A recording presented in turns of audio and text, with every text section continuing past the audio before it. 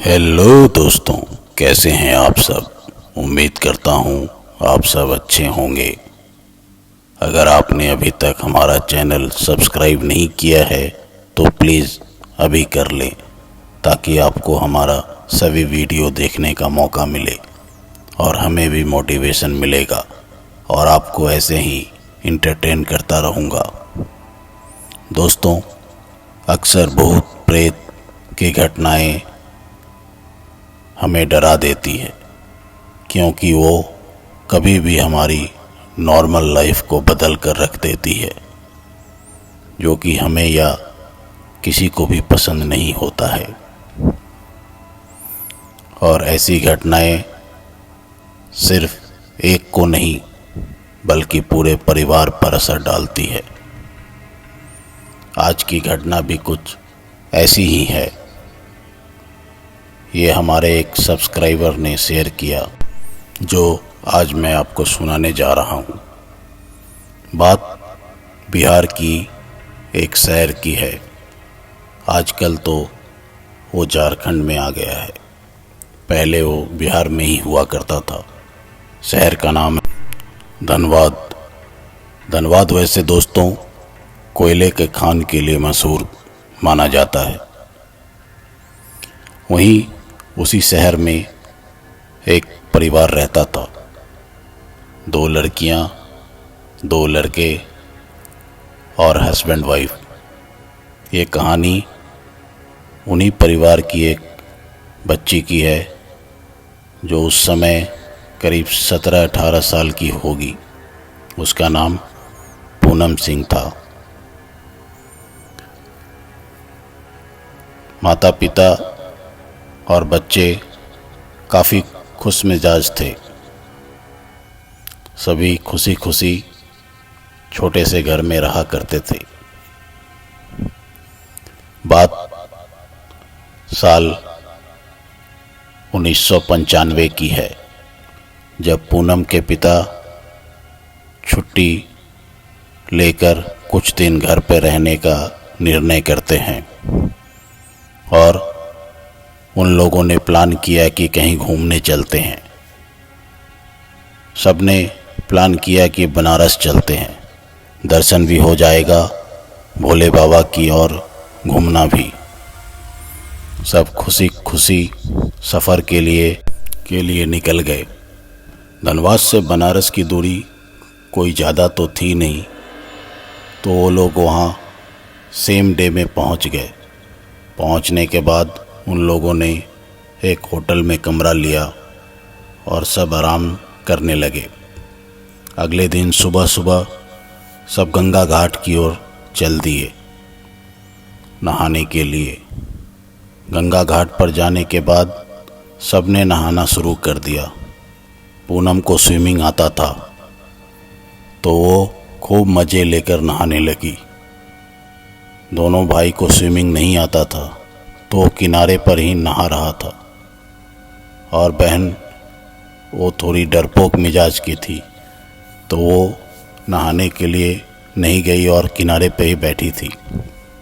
माँ ने बार बार पूनम को मना किया कि ज़्यादा दूर पानी के अंदर मत जाना, नहीं तो कुछ दुर्घटना घट सकती है। पानी बहुत ही गहरा है और ये गंगा जी का लहर उस दिन कुछ ज़्यादा ही तेज चल रहा था। पर पूनम किधर मानने वाली थी। वो तो बस नहाने और स्विमिंग करके मज़ा ले रही थी। तभी अचानक उसने गलती से खूब सारा पानी पी लिया और खांसने लगा जैसे कुछ अजीब सा मुंह में चला गया हो। उसके बाद उसे कुछ अच्छा नहीं लगा और वो किनारे आ गई। सभी ने पूछा क्या हुआ, पर उसने कोई जवाब नहीं दिया। सबने नहाने के बाद पूजा करके बाजार घूमने निकल गए। पूनम, जो हमेशा बोलती हंसती रहती थी, आज ना जाने क्यों शांत थी। माँ ने बार बार पूछा क्या हुआ, तबीयत तो ठीक है ना, क्यों इतना शांत हो। पर पूनम ने माँ को कोई जवाब नहीं दिया। पूनम बस माँ को एकटूक देखते चली गई। माँ को कुछ अजीब लगा, आखिर माँ तो माँ होती है। कुछ टाइम घूमने के बाद सबने होटल में खाने का प्लान किया। सबने एक एक प्लेट समोसा ऑर्डर किया।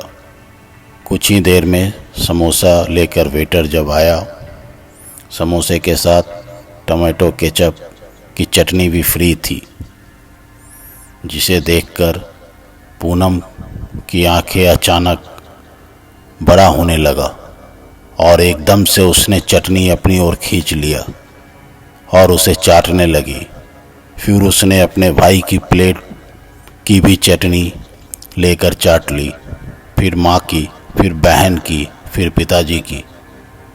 ऐसे करके उसने सारी चटनी चाट गई। सब हैरान थे, परेशान भी और अजीब सा महसूस कर रहे थे, क्योंकि सब पूनम को ही देख रहे थे।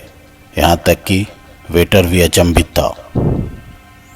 पूनम ने चटनी ऐसी खाई कि उसका मुंह पूरा लाल दिख रहा था और कुछ तो उसने कपड़ों पर भी गिरा लिया था।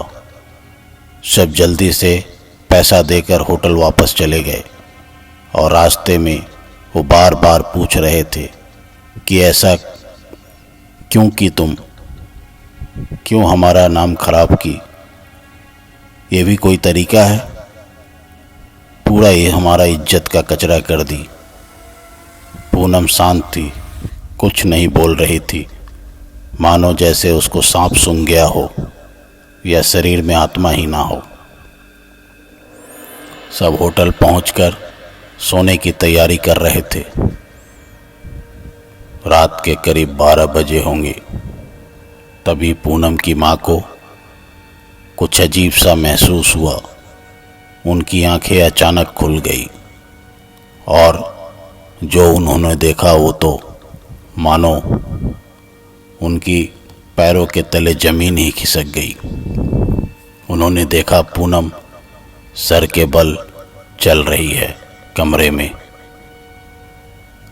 अजीब सा सन्नाटा था रूम में। उन्होंने धीरे से डरते डरते पूनम के पापा को हिलाया और कहा, सुनिए जी, उठिए। जब उसके पापा उठे, पूछे क्या हुआ? पूनम की माँ ने कहा, उस तरफ देखिए। जब उसके पापा ने देखा तो उनकी तो सिट्टी पिट्टी ही गुम हो गई। बहुत हिम्मत करके वो थोड़ा आगे बढ़े और पूनम को जैसे ही उन्होंने छुआ वो धड़ाम से गिर गई और बेहोश हो गई।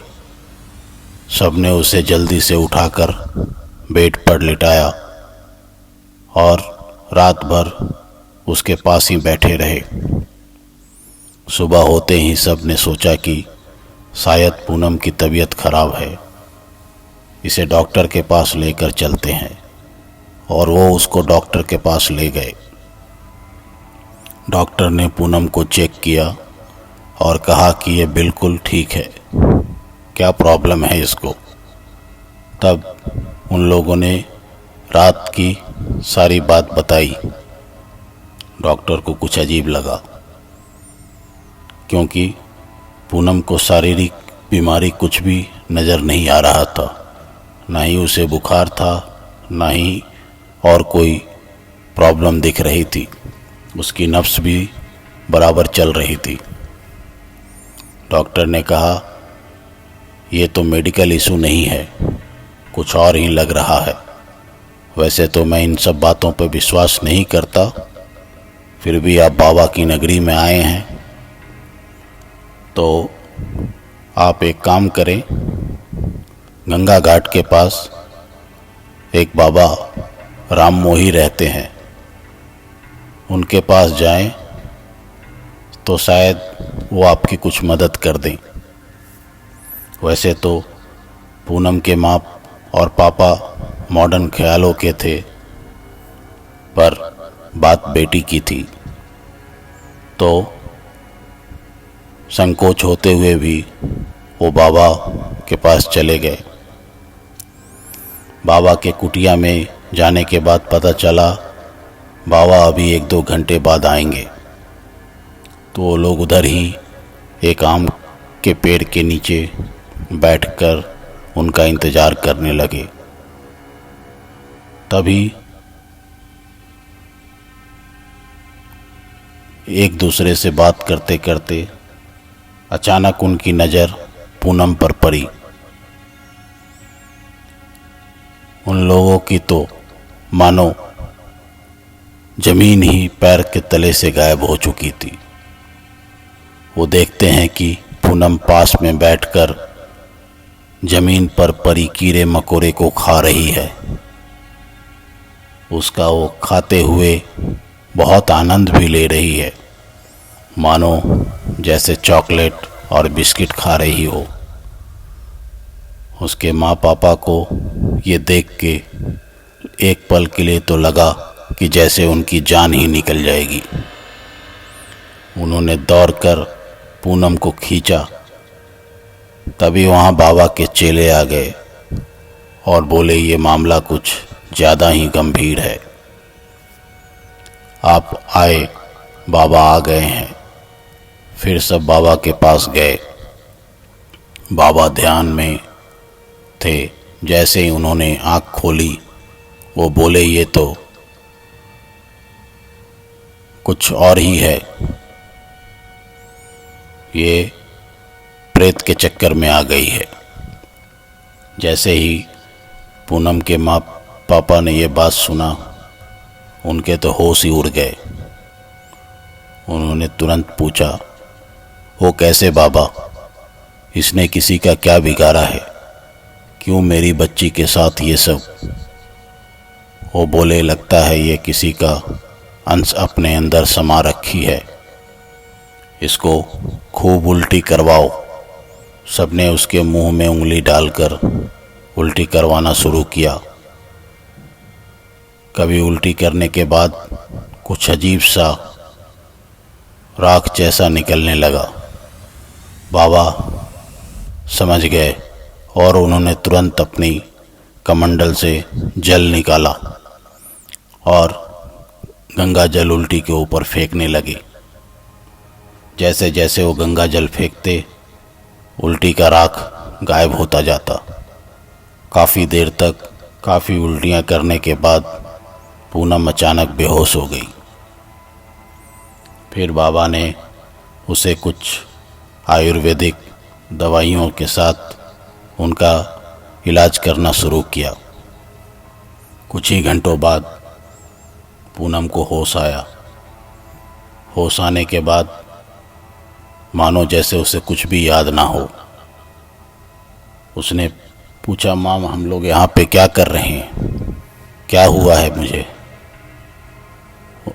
माँ और पापा ने कहा, कुछ नहीं बेटा, हम लोग इधर पूजा करने के लिए आए थे, बस उसी के लिए बाबा का आशीर्वाद लेने आए।